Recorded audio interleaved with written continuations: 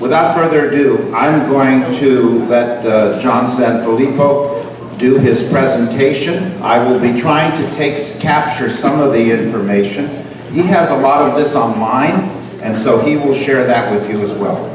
Okay. Cool. Thank you, John. Thank you. Thank you for having me, and I'm more than happy to do this. So I'm going to actually answer the first question, is what motivated me to do this. Well, when I found out that my grandfather never became an American citizen, I automatically thought, wow, maybe that allows me to go back and regain Italian citizenship so that I can have dual citizenship. And you may ask, well, what are some of the advantages of that? And some of the advantages are that you can enter the EU, right? So you know the European Union is a big grouping of nations together. They're all unified. And with the passport, it allows you immediate access to all those different countries, as well as if you want to work there, or in some cases maybe buy property, etc.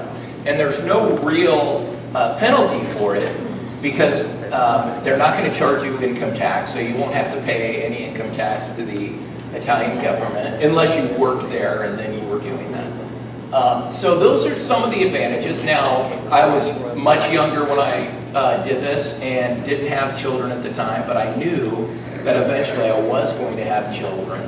And I've always wanted my children, as myself, to be a citizen of the world, not just a citizen.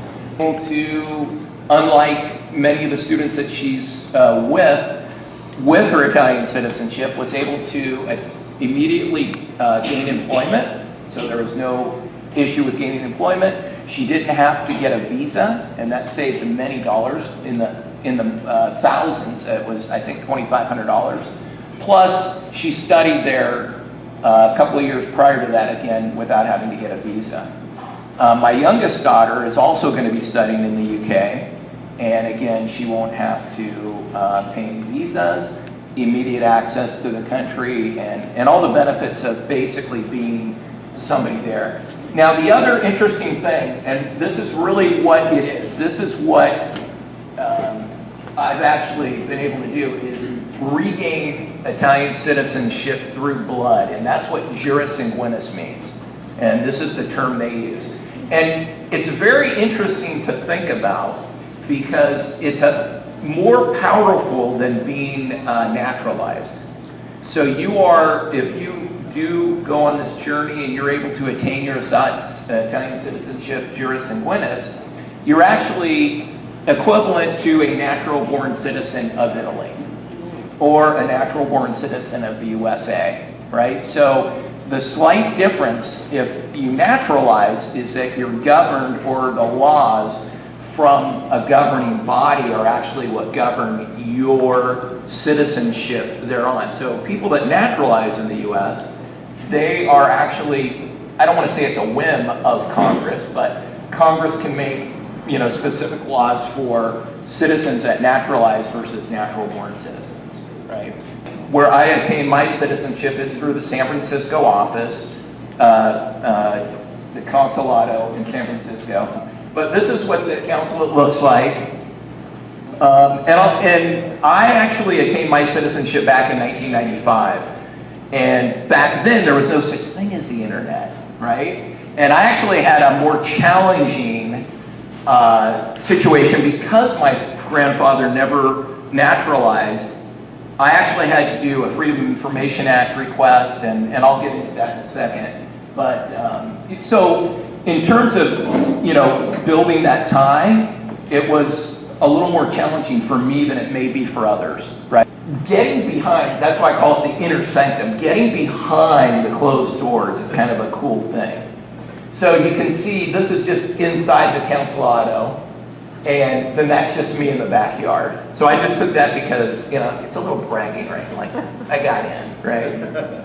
All right, so the first thing I wanted to start with is disqualification, right? And again, this isn't meant to be disheartening, but there are some specific rules. The main rule is this, is on the paternal side, it's good through your grandfather. On the maternal side, it's only good if your mother was born January 1st, 1948 and after. So if she was born before then you can't use your maternal side or your mother to gain Italian citizenship. So then you immediately go to your grandfather.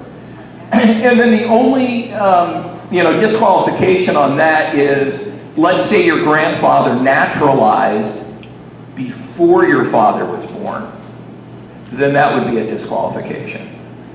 But if he did it after, then you're in. Even if your father didn't become a citizen, you're still in, because you can, Italy would consider your father an Italian citizen even though he hasn't regained his Italian citizenship. So this is the link to the website here. And again, I have the various links to make it nice and easy in the PowerPoint.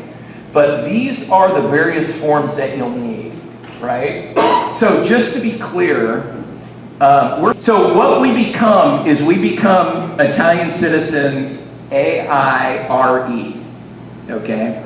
And that essentially means that you're an Italian citizen residing abroad, right?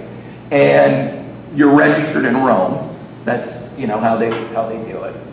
But again, we're going to kind of go over each one of these. You can see the application for Italian citizenship, juris sanguinis. And again, it's just a standard form that you fill out. Declaration of applicant, declaration of living assent, and so these are just various forms. They're very simple. I'm going to show you what I did at the very end, which sort of makes this easier, I believe. You may still have to use these forms and fill these out, but the format that I'm going to show you kind of summarizes everything, and hopefully it'll make it much clearer and easier to get through all the bureaucratic red tape, if you will. Yeah, and this is a little flow chart that they have. And if you were an Italian, they changed the law back in '92, and what they did is if you were an Italian citizen and you naturalized after '92, even in America, you still retained your Italian citizenship. Can you repeat? That was a question somebody asked. Sure. So in '92, so if you were to naturalize before '92, you do have to renounce your Italian citizenship. That was part of the naturalization process, and then Italy would recognize that. If you naturalized in the U.S. '92 on, Italy would still consider you an Italian citizen, and so that you can attain the passport and traveling papers and what have you. So again, and it's very interesting. So it's a two-step process, right, to get a passport, right? So you become an Italian citizen, and then you get a traveling document, and that's what a passport is a traveling document, but it's a proof of citizenship. So this is what I actually submitted to the consulate, but after I received completed all my paperwork. And I'll just quickly go over it. You're basically just telling the Italian government, look, I want recognition of my Italian citizenship via blood, right? This is an official thing. And, again, it's templated out. So the undersigned, you put your name, where you were born, the city you were born, county, United States, blah, blah, blah. Requests that his or her right to Italian citizenship be recognized, and therefore declares that, and in my case, I have a birth certificate. So then, and by the way, what you're basically doing is you're proving who you are. And that is through blood, right? So you're getting all the documentation, just officially stating, I am this person, and this is my lineage, basically, right? So then I had to get the marriage license, and then I had to get a translation of the marriage license. So anything that wasn't a native Italian document, you have to get translated into Italian. And then you also have to get what they call an ospitale, and I'm going to pass around what that looks like in a minute. I actually have a slide on it, but it's good to see what it looks like as well. So then I had to get the certificate of death of my grandfather. I had to translate it.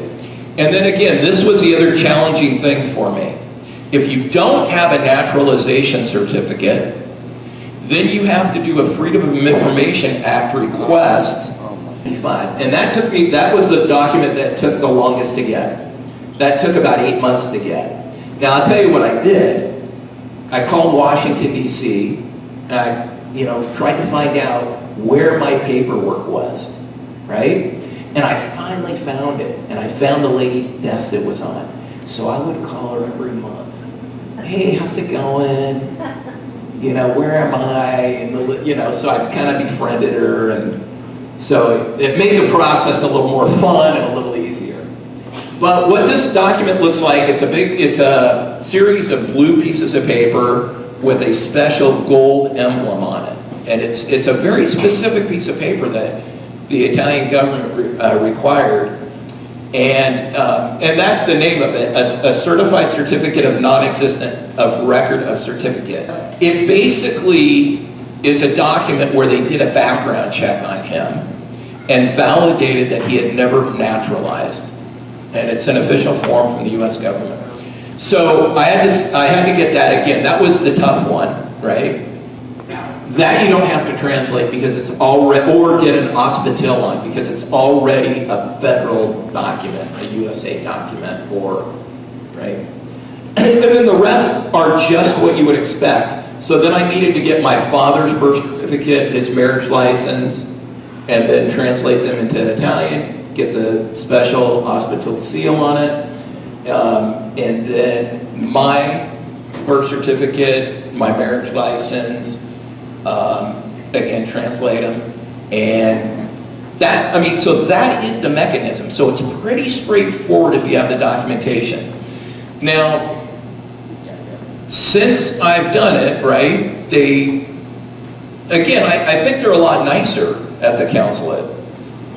By the way, this is what the hospital looks like, and what this is, and again, I might as well just pass this out now. So what you're seeing here, and feel free to look at it and open it. This was my original, and it's, if you were to have documents like, say you were born in New York, or somebody was born in New York, then you have to get your special hospital here from the Secretary of State of the state in which the document is issued. And that's because that's what makes it a federal document. So I'm going to, again, just pass this around so you can get a sense, because that is kind of unusual, right? That's something that you wouldn't normally, your appointment.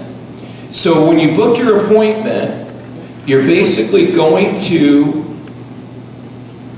a site that looks like this. And this is, again, all these sites, mainly what I'm showing you is from the Italian, these are the Italian consulate websites. And you basically have to create an account. Within 7 days of the appointment, you have to remind them that you're coming. Right? And you do that all in email here. But it's not bad because it's going to take you 8 months to gather your paperwork and to get all the certificates and all that. And yeah, that's pretty much the mechanism or the mechanics of the process. And, everybody may have a slight different way of doing it. One good thing is, again, I'll go back to, if you have the naturalization paperwork or the naturalization document, that's kind of nice because that document automatically works. You don't have to get it translated. They'll just automatically take it. Now that document they will give back to you. So all my documentation they kept, and I have a big file like this because my daughters are there, what have you. And one other interesting citizenship is you do get to vote, so you will vote in Italian elections. Now you have a representative that represents Italians abroad, that AIRE. So you're basically voting for a senator and a representative, kind of like a congressperson, to represent all AIREs in your area when you